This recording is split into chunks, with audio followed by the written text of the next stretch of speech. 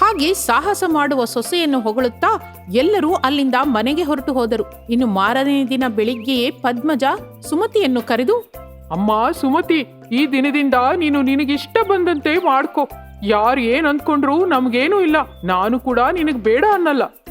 ಅದಕ್ಕೆ ಸುಮತಿ ಸಂತೋಷದಿಂದ ನಗುತ್ತಾ, ನಿಮಗೆ ಬಹಳ ದೊಡ್ಡ ಥ್ಯಾಂಕ್ಸ್ ಅತ್ತೆ ಎಂದು ಮತ್ತೆ ಆ ದಿನದಿಂದ ಎಕ್ಸರ್ಸೈಸ್, ಕರಾಟೆ ಮತ್ತು ಕೋಲಿನ ವ್ಯಾಯಾಮ ಮುಂತಾದವನ್ನು ಪ್ರಾಕ್ಟೀಸ್ ಮಾಡುತ್ತಿದ್ದಳು. ಇನ್ನು ಬಹಳ ದೂರ ರನ್ನಿಂಗ್ ಪ್ರಾಕ್ಟೀಸ್ ಮಾಡಿ ಬರುತ್ತಿದ್ದಳು. ಹಾಗೆ ತನಗೆ ಇಷ್ಟವಾದ ಕೆಲಸ ಮಾಡಿಕೊಂಡು ಆನಂದವಾಗಿ ಕಳೆಯುತ್ತಿದ್ದಳು. ಕೆಲ ದಿನಗಳು ಕಳೆದವು. ಒಂದು ದಿನ ಅವಳು ಅಷ್ಟೆಲ್ಲ ಪ್ರಾಕ್ಟೀಸ್ ಮಾಡುವುದನ್ನು ಗಮನಿಸಿದ ರಾಮು ಸುಮತಿಗೆ ಹೀಗೆ ಅಂದನು, ಸುಮತಿ, ನನ್ನದೊಂದು ರಿಕ್ವೆಸ್ಟ್ ಹೇಳುವಂತೀಯಾ? ಹೇಳ್ರಿ, ಅದೇನು ಅಂತ? ನಿನಗೆ ಇಂತಹ ಎಷ್ಟೊಂದು ವಿದ್ಯೆಗಳೆಲ್ಲ ಬರುತ್ತವಲ್ಲ, ನೀನು ಇದಕ್ಕೆಲ್ಲ ಸಂಬಂಧಿಸಿದ ಒಂದು ಇನ್ಸ್ಟಿಟ್ಯೂಟ್ ಕಟ್ಟಿದರೆ ಚೆನ್ನಾಗಿರುತ್ತೆ ಅನ್ಸುತ್ತೆ. ಅದರಿಂದ ನಿನಗೆ ತಿಳಿದ ವಿದ್ಯೆ 4 ಹುಡುಗಿಯರಿಗೆ ಕಲಿಸಿದ ಕೂಡ ಆಗತ್ತೆ. ಅದನ್ನು ಕೇಳಿದ ಸುಮತಿ ಸ್ವಲ್ಪ ಹೊತ್ತು ಆಲೋಚಿಸಿ, ನೀವು ಹೇಳಿದ್ದು ಒಳ್ಳೆ ಆಲೋಚನೆನೇ. ಈ ಆಲೋಚನೆ ಇದುವರೆಗೂ ನನಗೆ ಹೊಳೆಯಲಿಲ್ಲ. ನಾವು ಒಂದು ಕರಾಟೆ ಸೆಂಟರ್ ಇಟ್ಟರೆ ತುಂಬಾ ಜನ ಬರ್ತಾರೆ ಎಂದು ಕರಾಟೆ ಕೋಚಿಂಗ್ ಸೆಂಟರ್ ಇಡಬೇಕು ಎಂದು ನಿರ್ಣಯಿಸಿಕೊಂಡರು. ಅಂದುಕೊಂಡ ವಿಧದ ಹಾಗೆ ಕರಾಟೆ ಸೆಂಟರ್ ಫಾರ್ ಲೇಡೀಸ್ ಎಂದು ಒಂದು ಇನ್ಸ್ಟಿಟ್ಯೂಟ್ ಅನ್ನು ಪ್ರಾರಂಭಿಸಿದರು.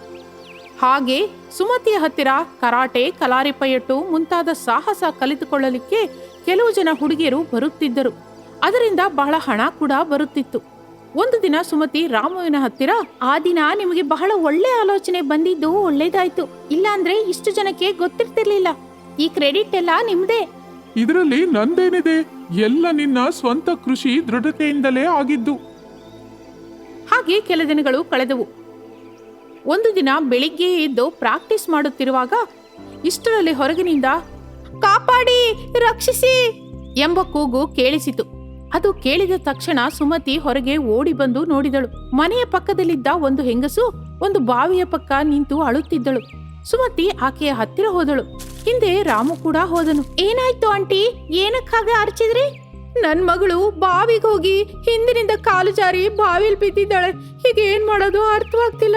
ಬೇಗನೆ ಬಂದು ಯಾರಾದ್ರೂ ಕಾಪಾಡಿ, ಭಗವಂತ ನನ್ ಮಗಳನ್ನ ಕಾಪಾಡು ಎಂದು ಅಳುತ್ತಾ ಹೇಳುತ್ತಿರುವಾಗ ಸುಮತಿ ತಕ್ಷಣ ಆಲಸ್ಯ ಮಾಡದೆ ಬಾವಿಯೊಳಗೆ ದೂಕಿದಳು. ಸ್ವಲ್ಪ ಹೊತ್ತಿಗೆ ನೀರಲ್ಲಿ ಬಿದ್ದ ಹುಡುಗಿಯನ್ನು ಕ್ಷೇಮದಿಂದ ಹೊರಗೆ ಕರೆದು ತಂದಳು. ಸಮಯಕ್ಕೆ ದೇವರ ಹಾಗೆ ಬಂದು ನನ್ ಮಗಳನ್ನ ಕಾಪಾಡದೆ, ಏನ್ ಕೊಟ್ರು ನಿನ್ ಋಣ ತೀರ್ಸೋಕಾಗಲ್ಲ ಎನ್ನುತ್ತಾ ಎಲ್ಲರೂ ಆಕೆಗೆ ನಮಸ್ಕರಿಸಿ ಆಕೆಯನ್ನು ಹೊಗಳಿದರು. ನಿನ್ನ ಧೈರ್ಯ ಸಾಹಸದಿಂದ ಒಂದು ತುಂಬು ಪ್ರಾಣ ಬದುಕಿದೆ.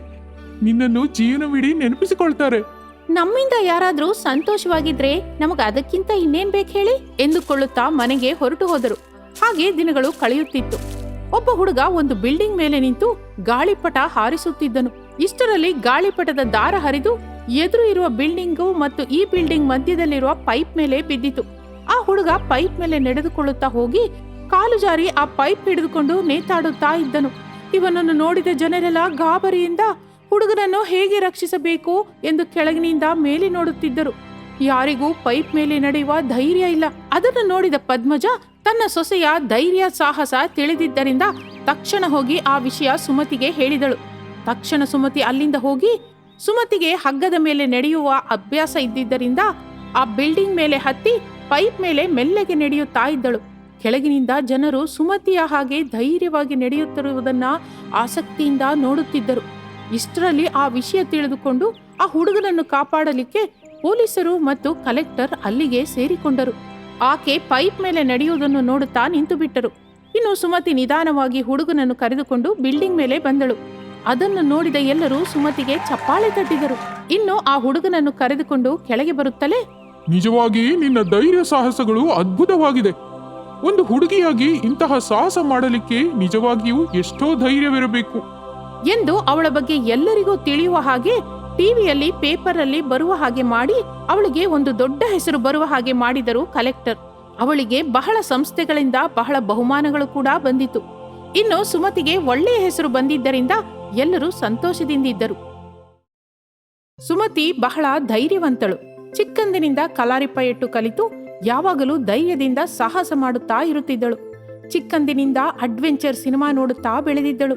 ಹಾಗೆ ಹುಡುಗಿಯಾದರೂ ಸರಿ, ಸಾಹಸ ಪ್ರದರ್ಶಿಸಿ ಬಹಳ ಹೆಸರಿನ ಜೊತೆಗೆ ಎಷ್ಟೋ ಬಹುಮಾನಗಳನ್ನು ಕೂಡ ಪಡೆದಿದ್ದಳು. ಹಾಗೆ ಆಕೆ ವಯಸ್ಸಿಗೆ ಬರುತ್ತಲೇ ರಾಮು ಎನ್ನುವ ವ್ಯಕ್ತಿಯ ಜೊತೆಗೆ ಮದುವೆ ಮಾಡಿದರು. ಸುಮತಿಯ ಅತ್ತೆ ಹೆಸರು ಪದ್ಮಜ. ಹುಡುಗಿಯರೆಂದರೆ ಸಾಂಪ್ರದಾಯಿಕವಾಗಿ ಇರಬೇಕು ಎನ್ನುವ ಮನಸ್ತತ್ವ. ಸುಮತಿ ಮದುವೆಯಾದ ಹೊಸತಿನಲ್ಲಿ ಒಂದು ದಿನ ಬೆಳಿಗ್ಗೆ ಎದ್ದು ಎಕ್ಸರ್ಸೈಸ್ ಮಾಡಲಿಕ್ಕೆ ಬೇಕಾದ ಬಟ್ಟೆಗಳನ್ನು ಹಾಕಿಕೊಂಡು ಮನೆಯ ಹಿಂದೆ ಒಂದು ಕೋಲನ್ನು ಹಿಡಿದುಕೊಂಡು ವ್ಯಾಯಾಮ ಮಾಡುತ್ತಿದ್ದಳು. ಇಷ್ಟರಲ್ಲಿ ನಿದ್ದೆಯಿಂದ ಎದ್ದ ಸುಮತಿಯ ಅತ್ತೆ ಪದ್ಮಜ ಬಂದಳು. ಅಂತಹ ಬಟ್ಟೆ ಹಾಕಿಕೊಂಡು ವ್ಯಾಯಾಮ ಮಾಡುವುದು ಪದ್ಮಜಳಿಗೆ ಖಂಡಿತ ಇಷ್ಟವಾಗಲಿಲ್ಲ. ಆಕೆ ತಕ್ಷಣ ಹತ್ತಿರ ಹೋಗಿ, ಇಲ್ಲಿ ನೋಡು ಹುಡುಗಿ, ನೀನ್ ಹಾಕೊಂಡ ಬಟ್ಟೆ ಏನು, ನೀನ್ ಮಾಡ್ತಾ ಇರೋ ಕೆಲಸ ಏನು? ನಾನು ಏನ್ ಮಾಡಿದೆ ಅತ್ತೆ? ಬೆಳಿಗ್ಗೆನೆ ಎದ್ದು ವ್ಯಾಯಾಮ ಮಾಡೋದು ಒಳ್ಳೇದಲ್ವಾ? ಆದ್ರೂ ಎಲ್ರೂ ಎಕ್ಸರ್ಸೈಸ್ ಮಾಡೋದು ಇಂಥ ಡ್ರೆಸ್ಸಲ್ಲೇ ಮಾಡ್ತಾರೆ, ಸೀರೆ ಉಟ್ಕೊಂಡು ಮಾಡೋದಲ್ವಾ? ಒಂದು ಹುಡುಗಿ ಇಂಥ ಡ್ರೆಸ್ ಹಾಕೊಂಡು ಇಂಥ ಕೆಲಸ ಮಾಡ್ತಿದ್ರೆ ನಮ್ಮ ಮರ್ಯಾದೆ ಇರುತ್ತಾ? ಎಲ್ರೂ ವಿಚಿತ್ರವಾಗಿ ನೋಡ್ತಾರೆ. ಮೊದಲು ಇಂಥ ಸಾಹಸ ಬಿಟ್ಟು ಮನೆ ಒಳಗ್ ಬಾ. ಅದಕ್ಕೆ ಸುಮತಿಗೆ ಕೋಪ ಬಂದಿತು. ಆದ್ರೆ ಹೆಣ್ಮಗಳು ಇಂಥ ಕೆಲಸ ಮಾಡಿದ್ರೆ ತಪ್ಪು ಅಂತ ಹೇಳಿದವ್ರು ಯಾರು? ಈ ಕೆಲಸ ಮಾಡಬಾರ್ದು ಅಂತ ಯಾರಾದ್ರೂ ಹೇಳಿದಾರಾ? ಇದೆಲ್ಲ ನನಗೆ ಚಿಕ್ಕಂದಿನಿಂದಲೇ ಅಭ್ಯಾಸ. ಹಾಗೆ ಪದ್ಮಜಳಿಗೆ ಎದುರು ಹೇಳಿದ್ದರಿಂದ ಕೋಪ ಬಂದು ಬಿಟ್ಟಿತು. ಇಂತಹದ್ದೆಲ್ಲ ಮದ್ವೆಗೆ ಮೊದಲೇ ಸರಿ, ಈಗ ಇಲ್ಲಿ ಮಾಡಿದ್ರೆ ನಾನು ಒಪ್ಕೊಳ್ಳಲ್ಲ. ಇಂಥದ್ದು ನನಗೆ ಹಿಡ್ಸಲ್ಲ. ಹೇಳಿದ್ ಮಾಡಿದ್ರೆ ಒಳ್ಳೇದು ಎಂದು ವಾರ್ನಿಂಗ್ ಕೊಟ್ಟ ಹಾಗೆ ಮಾತಾಡಿದಳು. ಅದಕ್ಕೆ ಬದಲಾಗಿ ಸುಮತಿ, ಒಂದು ಹೆಣ್ಣು ಮಗಳಿಗೆ ತನ್ನನ್ನು ತಾನು ರಕ್ಷಿಸಿಕೊಳ್ಳುವುದು ಬಹಳ ಅಗತ್ಯ. ಅದರಿಂದ ಇದನ್ನ ಪ್ರಾಕ್ಟೀಸ್ ಮಾಡೋದು ಒಳ್ಳೇದು ಅಂತ ನನ್ನ ಅಭಿಪ್ರಾಯ. ಈ ವಿಷಯದಲ್ಲಿ ಯಾರೇನ್ ಹೇಳಿದ್ರು ನಾನ್ ಮಾತ್ರ ಬದಲಾಗಲ್ಲ ಎಂದು ಮುಖದ ಮೇಲೆ ಹೇಳಿದಳು. ಹಾಗೆ ಹೇಳಿದ್ದರಿಂದ ಕೋಪದಿಂದ ಪದ್ಮಜ ರಾಮುವಿನ ರೂಮಿಗೆ ಹೋಗಿ ನಿದ್ರೆಯಿಂದ ಎಬ್ಬಿಸಿದಳು. ಏನಮ್ಮ ಇಷ್ಟು ಬೆಳಿಗ್ಗೆನೆ ಬಂದೆ? ಅಲ್ಲಿ ನಿನ್ ಹೆಂಡತಿ ನೈಟ್ ಪ್ಯಾಂಟು ಟೀ ಶರ್ಟ್ ಹಾಕೊಂಡು ಮನೆ ಹಿಂದೆ ಕೋಲಿನ ವ್ಯಾಯಾಮ ಕರಾಟೆ ಪ್ರಾಕ್ಟೀಸ್ ಮಾಡ್ತಿದ್ದಾಳೆ. ಹೌದಮ್ಮ, ಆಕೆಗೆ ಚಿಕ್ಕಂದಿನಿಂದ ಕರಾಟೆ ಕಲಾರಿಪಯಟು ಸಾಹಸ ಮಾಡೋದು ಅಭ್ಯಾಸ. ನನಗೆ ಕೂಡ ಹೇಳಿದಾಳೆ. ಅಂದ್ರೆ ಮದುವೆ ಆದ್ಮೇಲೂ ಹಾಗೆ ಮಾಡ್ತಾಳಾ? ಈಗ ಅಂಥದ್ದನ್ನು ಮಾಡೋ ಅಗತ್ಯ ಏನಿದೆ? ಸುತ್ತಮುತ್ತಲಿನವರು ಇಂಥ ಸಾಹಸ ಮಾಡೋದು ನೋಡಿದ್ರೆ ಮಾನ ಇಲ್ದವಳು ಮನೇಲೇನೋ ಅನ್ನಲ್ಲ ಅಂತ ಹೀಗೆ ಮಾಡ್ತಾಳೆ ಅಂದ್ಕೊಂಡು ನಮ್ಮ ಮರ್ಯಾದೆ ತೆಗಿತಾರೆ. ನೀನಾದ್ರೂ ಇಂಥ ಬುದ್ಧಿ ಬಿಟ್ಬಿಡು ಅಂತ ಹೇಳು ಬಾ. ಇನ್ನು ಅದನ್ನು ಕೇಳಿದ ರಾಮು ಅಮ್ಮನಿಗೆ ಎದುರು ಹೇಳಲಾರದೆ ಸುಮತಿಯ ಹತ್ತಿರ ಹೋದನು. ಸುಮತಿ, ಇವೆಲ್ಲ ಪಕ್ಕಕ್ಕಿಟ್ಟು ಮನೆಗೆ ಬಾ. ಇನ್ನೂ ಸ್ವಲ್ಪ ಹೊತ್ತು ಪ್ರಾಕ್ಟೀಸ್ ಮಾಡಿ ಬರ್ತೀನಿ. ಆಗ ರಾಮು ಸ್ವಲ್ಪ ಗಟ್ಟಿಯಾಗಿ, ನಿನಗೆ ಹೇಳಿದ್ರೆ ಅರ್ಥವಾಗಲ್ವಾ? ಅವೆಲ್ಲ ಇನ್ಮೇಲೆ ಮಾಡಿದ್ರೆ ನಾನು ಒಪ್ಕೊಳ್ಳಲ್ಲ. ನನಗೆ ಇಂಥವೆಲ್ಲ ಇಷ್ಟವಿಲ್ಲ. ಹೇಳಿದ್ ಮಾಡಿದ್ರೆ ಚೆನ್ನಾಗಿರುತ್ತೆ. ಅದು ಕೇಳಿದ ನಂತರ ಸುಮತಿಗೆ ಬಹಳ ದುಃಖ ಆಯಿತು. ಅಲ್ಲದೆ ಹೋದರೆ ಗಂಡನ ಮಾತಿಗೆ ಬೆಲೆ ಕೊಡಬೇಕು ಎಂದು ಕೋಲು ಪಕ್ಕಕ್ಕಿಟ್ಟು ಬಂದಳು. ಅದನ್ನು ನೋಡಿದ ಪದ್ಮಜ ಸಂತೋಷಿಸಿ, ಇದಕ್ಕೆ ಬುದ್ಧಿ ಕೆಟ್ಟಿದೆ, ಇಲ್ಲ ಅಂದ್ರೆ ನನ್ ಮಾತಿಗೆ ಎದುರು ಹೇಳ್ತಾಳಾ ಎಂದುಕೊಂಡು ಅಲ್ಲಿಂದ ಹೊರಟು ಹೋದಳು. ಹಾಗೆ ಕೆಲ ದಿನಗಳು ಕಳೆದವು. ಆ ಕೆಲವು ದಿನಗಳು ಸುಮತಿ ಯಾವ ರೀತಿಯ ಪ್ರಾಕ್ಟೀಸ್ ಕೂಡ ಮಾಡಲಿಲ್ಲ. ಅದರಿಂದ ಅವಳಿಗೆ ಏನೋ ಒಂದು ತರಹ ಅನ್ನಿಸಿ, ನನಗೆ ಬಂದ ವಿದ್ಯೆ ಪ್ರಾಕ್ಟೀಸ್ ಮಾಡ್ತಿದ್ರೆ ನನಗೆ ಹೇಗೋ ಅನ್ಸುತ್ತೆ. ಒಂದ್ ಕೆಲ್ಸ ಮಾಡ್ತೀನಿ, ಇವ್ರು ಯಾರು ಮನೆಯಲ್ಲಿಲ್ಲದ ಸಮಯದಲ್ಲೇ ಪ್ರಾಕ್ಟೀಸ್ ಮಾಡ್ತೀನಿ. ಸುಮತಿ ಅಂದುಕೊಂಡ ಹಾಗೆ ಮನೆಯಲ್ಲಿ ಯಾರೂ ಇಲ್ಲದ ಸಮಯದಲ್ಲಿ ತರತರಹವಾದ ಸಾಹಸಕರ ವಿನ್ಯಾಸ ಮಾಡುತ್ತಿದ್ದಳು. ಭಾರ ಎತ್ತುವುದು, ಕೋಲಿಗೆ ದಾರ ಕಟ್ಟಿಕೊಂಡು ಅದರ ಮೇಲೆ ನಡೆಯುವುದು, ಇಂತಹ ಸಾಹಸಗಳನ್ನು ಮಾಡುತ್ತಿದ್ದಳು. ಅಬ್ಬಾ, ನನಗೆ ಈಗ ಬಹಳ ಹಾಯಾಗಿದೆ. ಸಿಕ್ಕ ಹಾಗೆಲ್ಲ ಈ ತರ ಪ್ರಾಕ್ಟೀಸ್ ಮಾಡ್ತಾ ಇರಬೇಕು. ಹಾಗೆ ದಿನಗಳು ಕಳೆಯುತ್ತಿದ್ದವು. ಒಂದು ದಿನ ರಾತ್ರಿ ಯಾವುದೋ ಒಂದು ಫಂಕ್ಷನ್ ಇಂದ ತಿರುಗಿ ಬರುತ್ತಿದ್ದರು. ಬಹಳ ಕತ್ತಲಾಗಿತ್ತು. ಅವರಿಗೆ ಆಟೋ ಸಿಗದಿದ್ದರಿಂದ ಕಾಲು ನಡಿಕೆ ಶುರು ಮಾಡಿದರು. ಅರೇ ಬಾಬು ರಾಮು, ನಾವು ಇನ್ನೂ ಸ್ವಲ್ಪ ಮೊದಲೇ ಹೋಗಿದ್ರೆ ಚೆನ್ನಾಗಿರ್ತಿತ್ತು ಕಣೋ. ಯಾಕಂದ್ರೆ ಈ ರೋಡಲ್ಲಿ ಕಳ್ಳರಿದ್ದಾರೆ ಅಂತ ಕೇಳಿದೀನಿ. ನನ್ಗೆ ಯಾಕೋ ಭಯವಾಗ್ತಿದೆ. ಅಮ್ಮ, ನೀನು ಭಯಪಟ್ಟು ನನ್ನನ್ನು ಭಯಪಡಿಸ್ಬೇಡ. ಆದ್ರೂ ಒಬ್ಬ ಗಂಡಸಾಗಿ ನಾನಿರ್ಬೇಕಾರೆ ಯಾರು ಬರ್ತಾರೆ ಬಿಡು ಎಂದುಕೊಂಡು ಹೋಗುತ್ತಿರುತ್ತಾರೆ. ಅವರು ಹಾಗೆ ಭಯಪಟ್ಟು ಹೋಗುತ್ತಿದ್ದರೆ ಸುಮತಿ ಧೈರ್ಯವಾಗಿ ಹೋಗುತ್ತಿರುತ್ತಾಳೆ. ಹಾಗೆ ಕತ್ತಲಲ್ಲಿ ಇನ್ನೂ ಸ್ವಲ್ಪ ಮುಂದಕ್ಕೆ ಹೋಗುತ್ತಲೇ ಪದ್ಮಜ ಅಂದುಕೊಂಡ ಹಾಗೆ 3 ಕಳ್ಳರು ರೋಡ್ಗೆ ಎದುರಲ್ಲಿ ನಿಂತಿದ್ದರು. ಓ ಭಗವಂತ, ನಾವು ಅಂದ್ಕೊಂಡಿದ್ದೆ ನಿಜವಾಯ್ತು ಕಣೋ. ದೇವ್ರೆ, ನೀವೇ ನಮ್ಮನ್ನು ಕಾಪಾಡಬೇಕು. ರಾಮುಗೆ ಏನು ಮಾಡಬೇಕೋ ಅರ್ಥವಾಗಲಿಲ್ಲ. ಆದರೆ ಸುಮತಿ ಬಹಳ ಧೈರ್ಯದಿಂದ ನಿಂತಿದ್ದಳು. ಮರ್ಯಾದೆಯಾಗಿ ನಿಮ್ ಹತ್ರ ಇರೋ ಹಣ, ದೇಹದ ಮೇಲಿರೋ ಆಭರಣ ಎಲ್ಲ ತೆಗೆದುಕೊಡಿ ಎಂದು ಬೆದರಿಸಿದನು ಕಳ್ಳ. ಅದಕ್ಕೆ ರಾಮು ಭಯಪಡುತ್ತಾ, ನಮ್ಮನ್ನ ಮರ್ಯಾದೆಯಾಗಿ ಬಿಟ್ಬಿಡಿ, ಇಲ್ಲಾಂದ್ರೆ ಪೊಲೀಸ್ ಕಂಪ್ಲೇಂಟ್ ಕೊಡ್ತೀನಿ.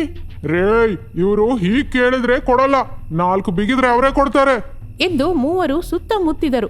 ಇಷ್ಟರಲ್ಲಿ ಸುಮತಿ ಒಂದೇ ಸಲಕ್ಕೆ ಗಾಳಿಯಲ್ಲಿ ಎಗರಿ ಕಾಲಿನಿಂದ ಒಂದು ಏಟು ಕೊಟ್ಟಳು ಆ ಕಳ್ಳನಿಗೆ. ರಾಮು ಪದ್ಮಜ ಭಯಪಡುತ್ತಾ ಪಕ್ಕದಲ್ಲಿ ನಿಂತು ನೋಡುತ್ತಿದ್ದರು. ಸುಮತಿಗೆ ಕರಾಟೆಯಂತಹ ಸಾಹಸ ಗೊತ್ತಿದ್ದರಿಂದ ಚೆನ್ನಾಗಿ ಅವರನ್ನ ಚೆಚ್ಚಿ ಹಾಕಿದಳು. ಒಂದು ಹುಡುಗಿ 3ರನ್ನು ಹೊಡೆಯುವುದನ್ನು ನೋಡಿ ಪದ್ಮಜ ಆಶ್ಚರ್ಯ ಹೋದಳು. ಇನ್ನು 3 ಸುಮತಿಯನ್ನು ಎದುರಿಸಲಾರದೆ ಓಡಿ ಹೋದರು. ಆಗ ಮೆಲ್ಲಗೆ ಸುಮತಿಯ ಹತ್ತಿರ ಬಂದ ಪದ್ಮಜ, ಸುಮತಿ, ಈ ದಿನ ನೀನಿಲ್ದಿದ್ರೆ ಪರಿಸ್ಥಿತಿ ಹೇಗಿರ್ತಿತ್ತು? ಒಬ್ಬ ಹುಡುಗಿ ಹೀಗೆ ಕೆಲಸ ಮಾಡ್ಬೋದು ಅಂತ ತಪ್ಪಾಗಿ ಮಾತಾಡಿ ಅಡ್ಡ ಮಾಡಿದೆ. ಪ್ರತಿ ಹುಡುಗಿನೂ ಹೀಗೆ ಧೈರ್ಯವಾಗಿ ಯಾರನ್ನಾದರೂ ಎದುರಿಸ್ಬೋದು ಅಂತ ನನಗೆ ಈಗಲೇ ತಿಳಿತು. ನನ್ನನ್ನು ಕ್ಷಮಿಸಮ್ಮ ಸುಮತಿ, ತಪ್ಪಾಯ್ತು. ನನ್ನನ್ನು ಕೂಡ ಕ್ಷಮಿಸು ಸುಮತಿ. ಒಂದು ಹುಡುಗನಾಗಿ ನಾನು ಕೂಡ ಮಾಡಲಾರದ ಸಾಹಸ ನೀನು ಮಾಡಿದೆ. ಇನ್ನು ಈಗಿಂದ ನಿನಗಿಷ್ಟ ಬಂದ ಹಾಗಿರು, ಏನೂ ಹೇಳಲ್ಲ. ಇಂತಹ ಸಾಹಸ ಮಾಡೋ ಸೊಸೆ ಇರೋದು ನಿಜಕ್ಕೂ ನನ್ನ ಅದೃಷ್ಟ. ಇಲ್ಲಿಂದ ಹೊರಟೋಗೋಣ ಬನ್ನಿ ಎಂದು ಸಾಹಸ ಮಾಡಿದ ಸೊಸೆಯನ್ನು ಹೊಗಳಿಕೊಳ್ಳುತ್ತಾ ಮನೆಗೆ ಹೋದರು.